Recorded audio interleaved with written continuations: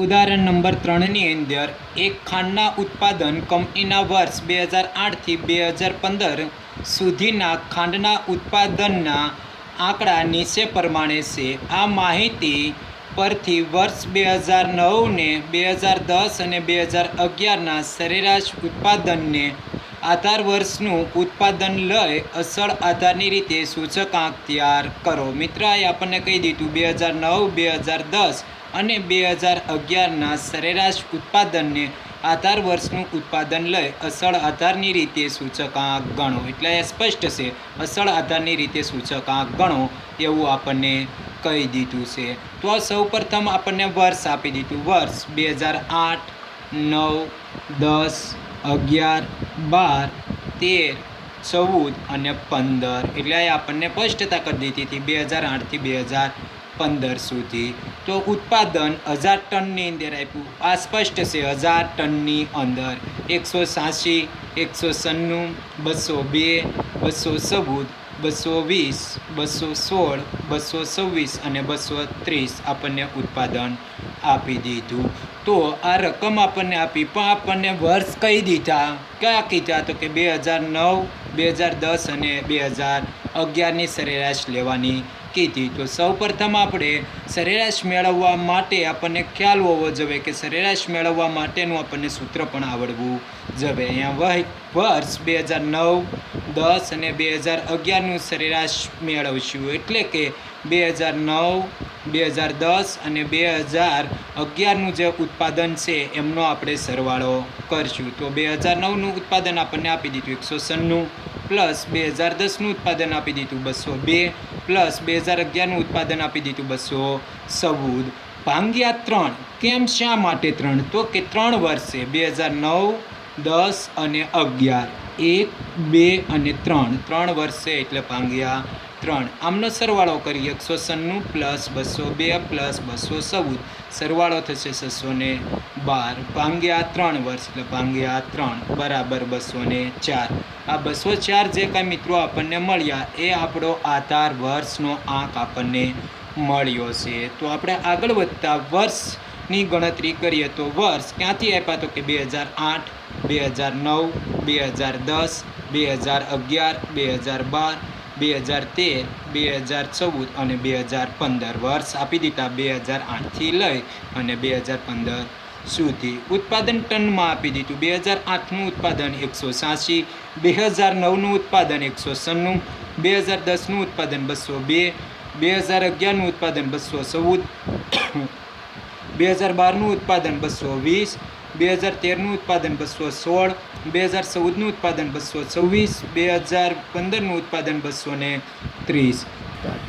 અસલ આધારની રીતે સૂચકાંક. તો આપણને અસલ આધારની રીતનો સૂચકાંકનું સૂત્ર આવડવું જોઈએ. સૂત્ર શું છે? તો કે અસલ આધારની રીતે સૂચકાંક બરાબર P1 ભાગ્યા P0 ગુણ્યા 100. આનો મતલબ એમ છો, P1, P એટલે ચાલુ વર્ષનો ભાવ અને P0 એટલે કે આધાર વર્ષનો ભાવ ગુણ્યા 100. તો P1 ભાગ્યા P0 ગુણ્યા 100 આ રીતનું આપણું સૂત્ર છે. તો સૂત્ર એમ કે P1 એટલે કે ચાલુ વર્ષનો ભાવ, ચાલુ વર્ષ એટલે કે 2008, એમનો ભાવ આપણને કીધું 186, તો કે 186 ભાગ્યા P0 આધાર વર્ષનો ભાવ. આધાર વર્ષનો ભાવ આપણને કેટલો મળ્યો? 204.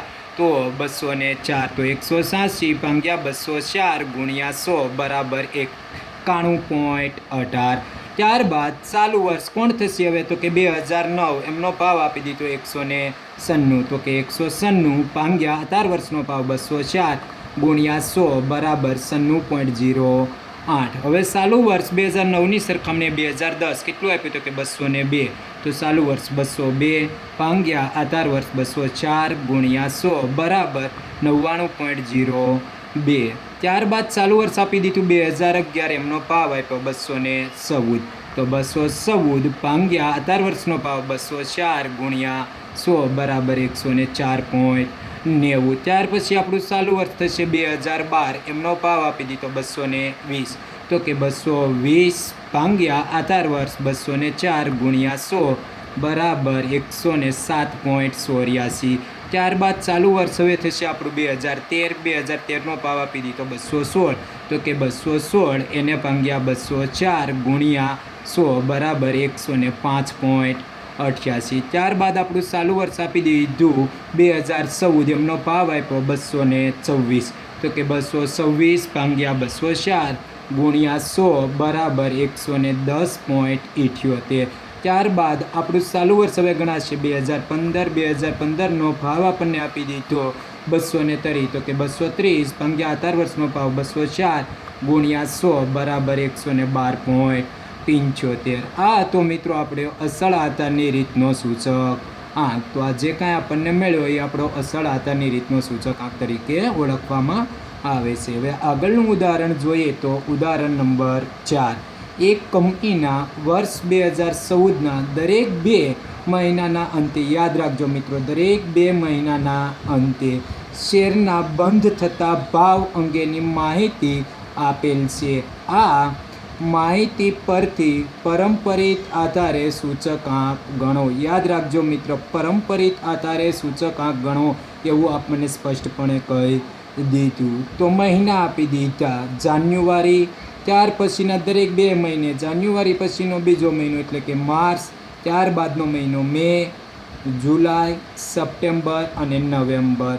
ભાવ આપી દીધા રૂપિયામાં. જાન્યુઆરીનો ભાવ 22 રૂપિયા, માર્ચનો આપી દીધો 21.20 રૂપિયા, મેનો આપી દીધો 22 રૂપિયા, જુલાઈનો ભાવ આપી દીધો 23, સપ્ટેમ્બરનો ભાવ આપી દીધો 24.70 અને નવેમ્બરનો ભાવ આપ્યો 26. તો આગળ વધતા મિત્રો આપણને સ્પષ્ટ છે કે જાન્યુઆરી પહેલાંના અગાઉનો મહિનો કોઈ આપણને આપેલો નથી. તો અહીં વર્ષ 2014ના જાન્યુઆરી મહિનાના અગાઉના મહિનાનો ભાવ આપેલ નથી. જો અગાઉના મહિનાનો જ્યારે ભાવ આપેલ ન હોય ત્યારે તે જ વર્ષના જાન્યુઆરી મહિનાનો સૂચકાંક એટલે કે તે જ વર્ષ એટલે કે જાન્યુઆરીનો સૂચકાંક આપણને કીધો 2014ના વર્ષનું કીધું સૂચકાંક આપણે 100 લઈશું. એટલે કે જાન્યુઆરી મહિનાની અગાઉનો મહિનો જ્યારે ન આપેલો હોય ત્યારે એનો સૂચકાંક 100 ધારી લેવામાં આવતો હોય છે. તો આપણે 100 ધારી લઈશું.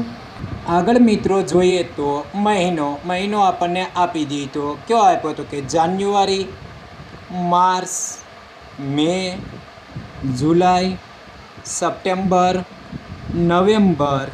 શેરના ભાવ રૂપિયાની અંદર આપેલો છે. યાદ રાખજો, રૂપિયાની અંદર. જાન્યુઆરી મહિનાના શેરનો ભાવ 22 રૂપિયા, માર્ચની અંદર 21.20, મેની અંદર આપણને આપ્યો 22, જુલાઈની અંદર આપણને આપી દીધો 23, સપ્ટેમ્બર મહિનાની અંદર આપી દીધો 24.70 અને નવેમ્બર મહિનાની અંદર આપણને શેરનો ભાવ આપી દીધો 26 રૂપિયા. જો મિત્રો મહિના પણ આપી દીધા, 2 મહિનાનો ગાળો છે એ સ્પષ્ટ થઈ ગયું અને શેરનો ભાવ 2 મહિના દરમિયાન જે કાંઈ વધારો થતો જોવા મળે એ પણ આપણને આપી દીધેલું જોવા મળે છે. સ્પષ્ટ રીતે જોઈ શકાય કે જાન્યુઆરીમાં 22 હતો, જે વધીને માર્ચમાં 21 થયો, તે મેમાં 22 થઈ ગયો પાછો, જુલાઈમાં વધીને પાછો 23 થઈ ગયો, સપ્ટેમ્બરમાં 24.70 અને નવેમ્બરમાં 26. સરેરાશ વધારો આપણને જોવા મળે છે. આપણને રકમની અંદર સ્પષ્ટ કીધું પરંપરિત આધારે સૂચકાંક.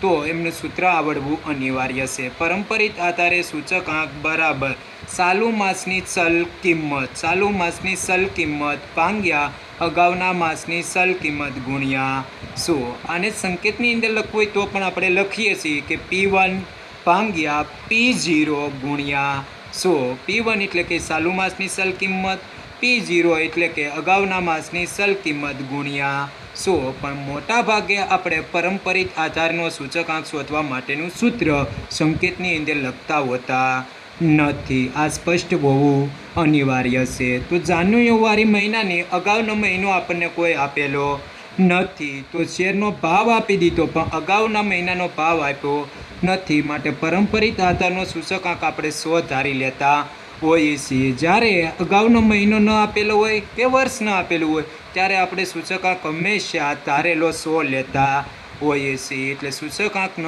આપેલો હોય ત્યારે 100 ધારવા. ત્યાર પછીનો મહિનો આપણે આપ્યો માર્ચ મહિનો. માર્ચ મહિનો એ જાન્યુઆરી મહિનાની સરખામણીમાં માર્ચ મહિનો છે એ ચાલુ મહિનો ગણાય. તો આપણું સૂત્ર કહે ચાલુ માસની ચલ કિંમત. ચાલુ માસ એટલે કે માર્ચ કેટલો આપ્યો 21.20, તો કે 21.20 ભાગ્યા અગાઉના માસની ચલ કિંમત.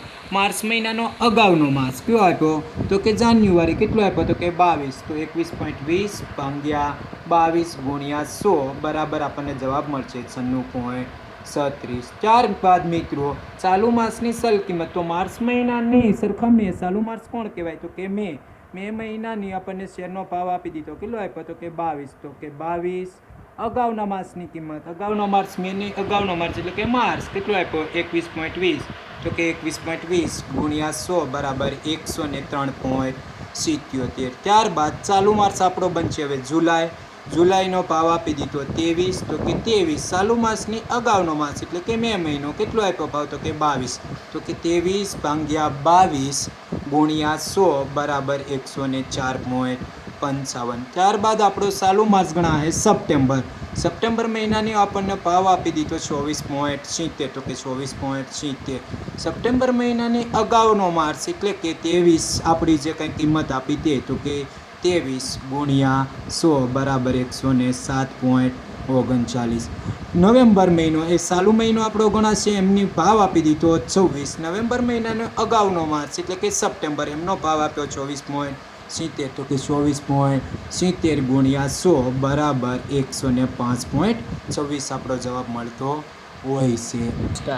ઉદાહરણ નંબર 7 એક આપણે હજી જોઈએ. એક શહેરમાં થયેલ ગુના વિશેની માહિતી પ્રાપ્ત છે.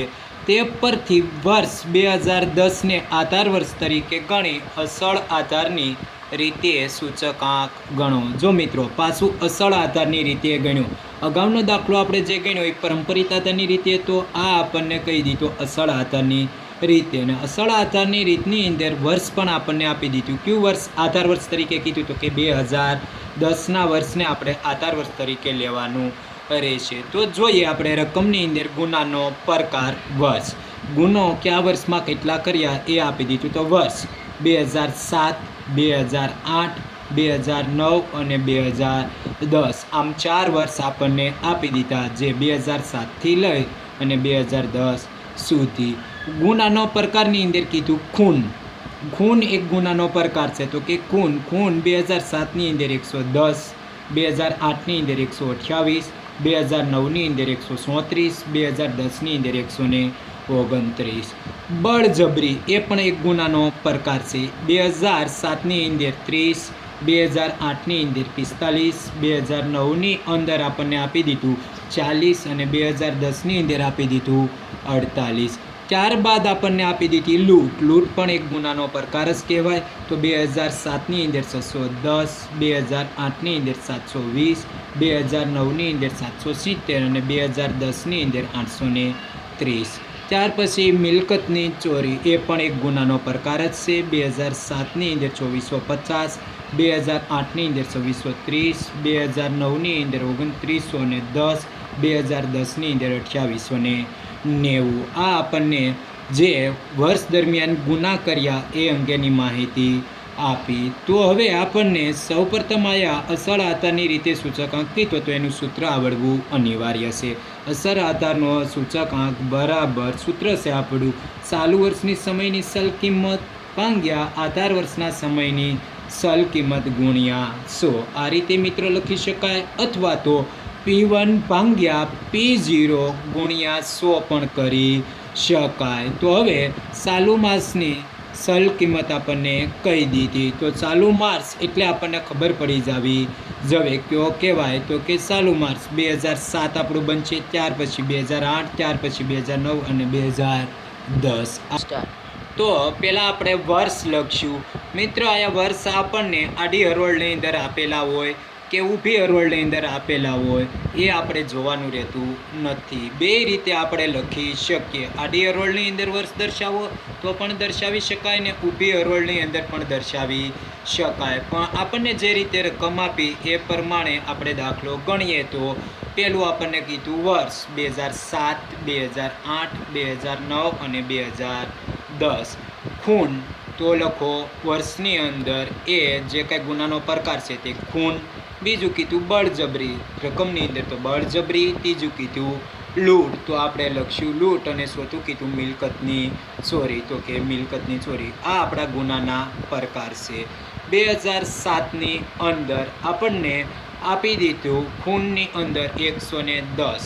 શા માટે અહીંયા 110 લીધા? તો કે આપણું સૂત્ર એવું કે ચાલુ વર્ષની સમયની ચલ કિંમત, ચાલુ વર્ષ કોણ? તો કે 2007. કેટલી આપી દીધી? તો કે 110. ત્યારબાદ કીધું સૂત્રની અંદર આધાર વર્ષના સમયની ચલ કિંમત. મિત્ર રકમની અંદર આધાર વર્ષ આપી દીધું કેટલું? તો કે 2010. તો 2010ની આધાર વર્ષની ચલ કિંમત, તો 2010ની ધ્યાન રાખવાનું કે 2007ની સામે જે કાંઈ કિંમત આપેલી છે 110, એની સામેની કિંમત 2010ની લેવાની. કેટલી આપી? તો કે 128. 129. તો 129 એ આપણી શું છે? તો કે આધાર વર્ષની કિંમત. કેટલી આપી? તો કે 129. તો ચાલુ વર્ષની કિંમત આપી દીધી 110. સૂત્ર કહે છે આધાર વર્ષના સમયની કિંમત, આધાર વર્ષના સમયની કિંમત 129. તો 110 ભાગ્યા 129 ગુણ્યા 100 બરાબર 85.27. ત્યારબાદ આપણને આપી દીધું ચાલુ વર્ષ. કયું ગણાશે મિત્રો ચાલુ વર્ષ? તો કે 2008. 2008ની આપણને કિંમત આપી દીધી કેટલી? તો કે 128. તો કે 128 ભાગ્યા આધાર વર્ષની સમયની કિંમત, આધાર વર્ષ કીધું 2010. તો કે કેટલી આપી? 129. તો ભાગ્યા 129 ગુણ્યા 100 બરાબર 99.22. ત્યારબાદ આપણું ચાલુ વર્ષ બંધ છે 2009. 2009ની કિંમત કેટલી આપી? 134. તો કે 134 ભાગ્યા આધાર વર્ષની કિંમત 129 ભાગ્યા 129 ગુણ્યા 100 બરાબર 103.88. ત્યાર પછી આપણું ચાલુ વર્ષ કોઈ આપ્યું નથી. કેમ? તો કે 2010ને આધાર વર્ષ કીધું ને આધાર વર્ષ બરાબર હંમેશા આપણે 100 ધારતા હોઈએ. તો આધાર વર્ષ બરાબર 100. ત્યારબાદ આપણને કીધી બળજબરી. બળજબરી એટલે કે ચાલુ વર્ષની બળજબરી. ચાલુ વર્ષ એટલે કે 2007. કેટલી આપી? તો કે 30. તો કે 30 આધાર વર્ષ, આધાર વર્ષની બળજબરી કેટલી આપી? તો કે 48. તો 30 ભાગ્યા 48 ગુણ્યા 100 બરાબર 62.5. ત્યાર પછી આપણું ચાલુ વર્ષ બનશે 2008. એની બળજબરી કેટલી આપી? તો કે 45.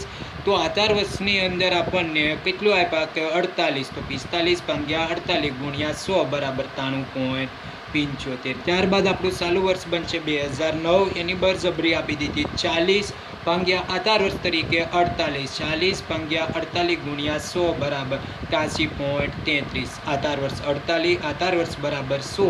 એટલે આપણે લઈશું આધાર વર્ષ બરાબર 100. ત્યારબાદ આપણને આપી લૂંટ. લૂંટ આપણને આપી દીધી ચાલુ વર્ષની કેટલી? તો કે 610 ચાલુ વર્ષની લૂંટ. એને ભાગ્યા આધાર વર્ષની લૂંટ. આધાર વર્ષ કેટલી આપી દીધો? કે 830. તો કે 830 ગુણ્યા 100 બરાબર 43.49. ત્યારબાદ આપણું ચાલુ વર્ષ બનશે 2008. કેટલી આપી દીધી લૂંટ? 720. આધાર વર્ષ આપણને આપી દીધું કેટલું? 830. તો 720 ભાગ્યા આધાર વર્ષ 830 ગુણ્યા 100 બરાબર 86.75. ત્યારબાદ આપણું ચાલુ વર્ષ બનશે 770. તો કે 770 ભાગ્યા આધાર વર્ષ 830. તો 830 ભાગ્યા 100 ગુણ્યા 100 બરાબર 92.77. ત્યાર પછી આધાર વર્ષ બરાબર આપણને કિંમત આપી 830. પણ આધાર વર્ષ હંમેશા 100 ધારતા હોય તો આપણે 100 ધારી લેવાનો. ત્યારબાદ આપણે આગળ વધીએ તો આપણને કીધું મિલકતની ચોરી. તો મિલકત અંગે કીધું 2450. આપણા ચાલુ વર્ષની કિંમત આધાર વર્ષની કીધી 2890. તો કે 2450 ભાગ્યા 2890 ગુણ્યા 100 બરાબર 84.78. ત્યારબાદ આપણું ચાલુ વર્ષ બનશે 2008. એમની મિલકત આપી દીધી 2430. તો કે 2430 ભાગ્યા આધાર વર્ષ કીધું 2890. તો કે 2890 ગુણ્યા 100 બરાબર 91. ત્યારબાદ ચાલુ વર્ષ આપી દીધું 2910. તો 2910 આધાર વર્ષ કીધું 2890 ભાગ્યા 2890 ગુણ્યા 100. તો આપણો જવાબ મળશે 100.69. આધાર વર્ષ હંમેશા આપણે 100 ધારતા હોય તો 100 ધારશું. એટલું કર્યા બાદ મિત્ર આપણે કરવાનો રહેશે સરવાળો. સરવાળાની અંદર ઊભી હરોળ જોવાની. 2007 એમનો સરવાળો 85.27, 62.5, 73.49, 84.78. આમનો સરવાળો કરશું એટલે આપણને મળશે 306.01.